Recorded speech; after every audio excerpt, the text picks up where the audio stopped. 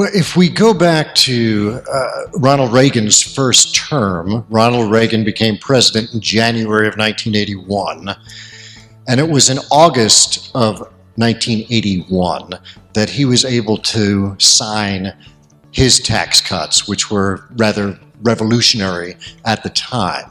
So I think it's a little bit early to say that Donald Trump has failed. I know you're not saying that, but many imply that. So there is some time. I do think that there is a question about the capability of the leader of the House of Representatives, who's named Paul Ryan, you're probably familiar with. It seemed terribly irresponsible for Mr. Ryan to embark on repealing Obamacare without first ensuring that he would get sufficient Republican votes.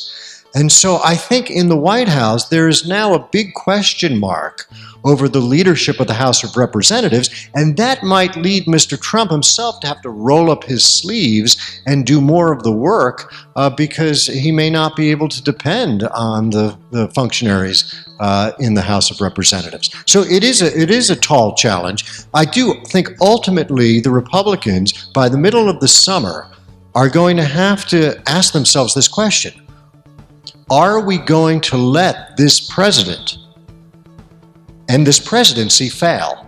Because if President Trump by the end of this year has not either repealed Obamacare or passed a significant tax cut, then it would be almost impossible to imagine it gets done in the second year.